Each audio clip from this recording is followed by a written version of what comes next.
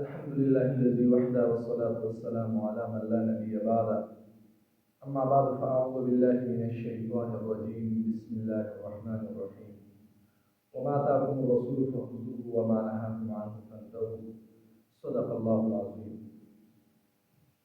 دا عبد المطلب سے واقعہ وا چې کله عبد المطلب ته په خوب کې د زمزم د کوهي د کنستلو په مختلفو نومونو سره اشاره وشوله او په اخره کې د زمزم په نوم باندې ورته اشاره وشوله،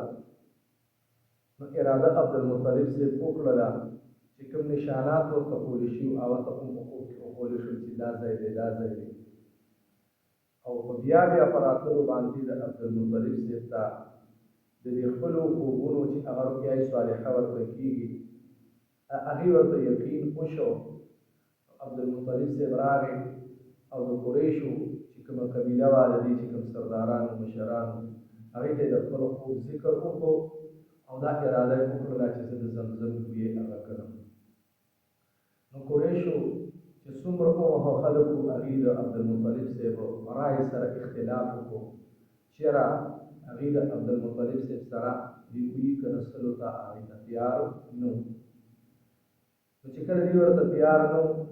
عبدالمطلب صاحب ته چونکې هغه د خوب په ذریعه باندې وښودل شوله، څلور ورځې مسلسل ورته خوب راغی، په خوب کې ورته دا رالل. چې کله ورته په خوب کې دا رالل نو د دغې خلکو د هغې ورڅه پروا ونه کړله او د هغه وخت سره چې کوم د کنستو آله وه هغه پوړه وه یا سسپوره وه یا کوداله وه چې هر څوک هغه یې راواغستل او روان شو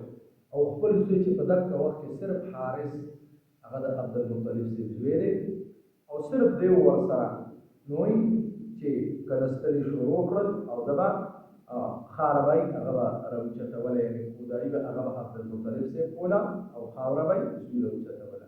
تر 3 ورځو پورې په دې کې کار وشو. د 3 ورځو نه بعد په دې کې یو من ښکاره شي، یعنې یو سر ښکاره شي چې هغه دغې جرهم قبیلې د تلو په وخت کې د زمزم کوهي د پاسه هغه ایښی. نو چې کله دغه ښکاره شو نو د انتهایي د خوشحالۍ د وجې نه عبدالمطلب صاحب د خولې نه هغه دا الفاظ وکړه چې الله اکبر دا ناره ترېنه ووتله او چې هذا طوا اسماعیل، یعنې دا د اسماعیل علیه السلام هغه کوهی دی. دغه رنګې عبدالمطلب صاحب چې کله د زمزم هغې کوهي ته هغې ته هغه یې مکمل کړ، یعنې هغه تیار شو او هغې نه اوبه رایستل ومومه شول، هغه ته میسر شول، اسان شول. نو د هغې نه بعد عبدالمطلب صاحب داسې طریقه وکړله چې یو حوض یعنې یو چټ او داسې د اوبو یو ځای یې جوړ کړ چې د هغې نه خلک په اسانه سره وڅښلی شي. هغه ځای یې جوړ کړ چې کوم خلک هغه د حج دپاره راځي یا د کعبې د تعظیم دپاره راځي هغې به د دې نه وڅښي. نو څه جریان درکړو چې هغې به دغه چې کوم حوض او کوم چټ به یې جوړ کړو نو خلک به رالل او هغه به د شپې روان شو. چې کله هغه د شپې روان کړو او سهار به بیا راغی بیا به عبدالمطلب صاحب هغه به یې جوړ کړو او هغه به په دې باندې ویرېدو چې ګویا کې د الله تعالی نه یې دعا وکړله چې یا الله یعنې د داسې خلکو چې زما په یو نیک کار اراده کړې ده، د دې خلکو ما سره هغه دا اراده ده چې دوی څه کوي زما هغه ښېګړه د خلکو سره چې کومه ده هغې کې دوی څه کوي هغې کې دوی دعا نه کوي. نو بیا نو وایي د خوب په ذریعه باندې ورته وښودل شو چې ته دا دعا وکړه اللهم اني لا احلها للمغتسل ولكن هي لشارب الحلو، یعنې یا الله د زمزم د کوهي دا د خلکو د غسل کولو دپاره اجازت دا ما نه دی ورکړې بلکې دا څه دی یعنې دا د عام د استعمالولو د اوبو دپاره دی. او دا څرنګه چې کله وه سهار بیا عبدالمطلب صاحب پاڅېدل هغه به اعلان وکړو